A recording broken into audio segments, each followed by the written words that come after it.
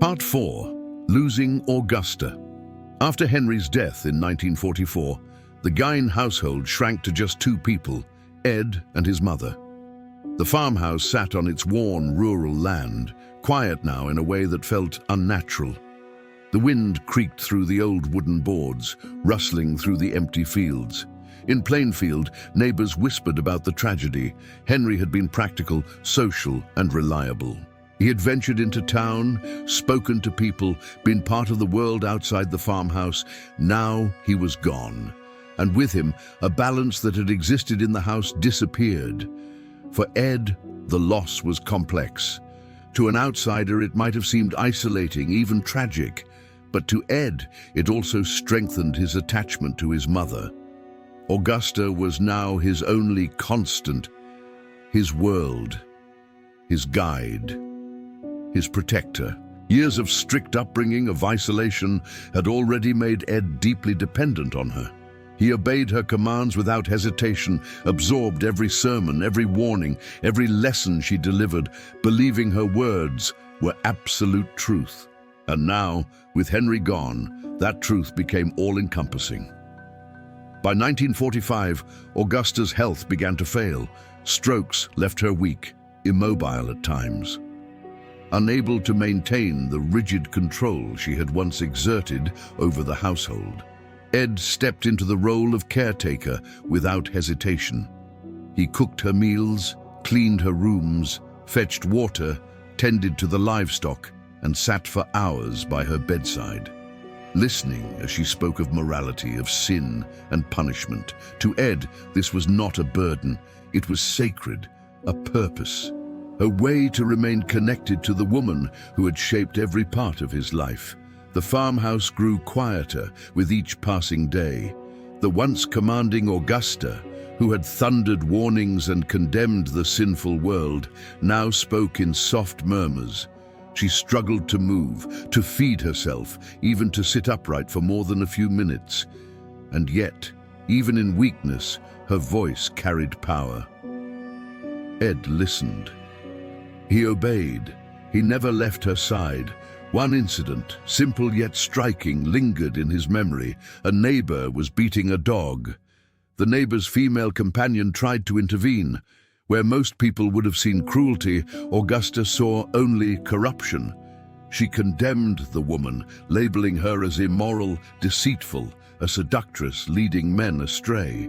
For Ed, already steeped in his mother's warnings, this was another lesson etched deep into his mind.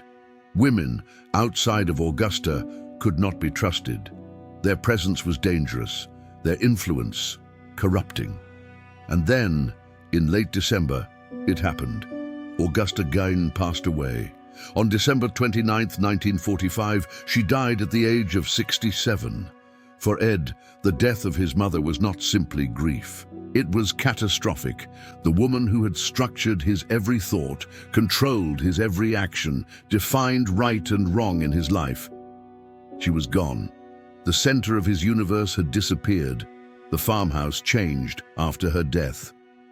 Ed closed off the rooms she had used, the parlor, the sitting room, her bedroom. He preserved them like sacred spaces. Each object remained in place. Each chair, table, and trinket untouched. He kept them clean, immaculate, as though she might walk back through the door at any moment. But the rest of the house began to decay. Dishes piled high, unwashed. Trash gathered in corners. Dust coated every surface. The home mirrored his inner world, ordered in part, yet descending into chaos elsewhere. The decay seemed almost deliberate, as if mourning the absence of its matriarch. Neighbors noticed Ed's change. He became more withdrawn, almost ghost-like. He still ventured into town. He worked odd jobs. He helped local families, even babysat their children, who remembered him as gentle, quiet, slightly odd. Yet beneath the politeness was distance, a vacant stare, eyes that seemed to watch the world but never fully enter it. Alone in the silent farmhouse, Ed's mind began to drift. He remembered every word his mother had said, every command, every lesson, and in the emptiness she left behind, he began to imagine her presence. He dreamed of her rooms as if she still moved through them, speaking her rules, correcting his behavior, guiding him still. Without Augusta, Ed was adrift. The reality of the outside world, the passage of time, the inevitability of death, they all existed beyond his understanding.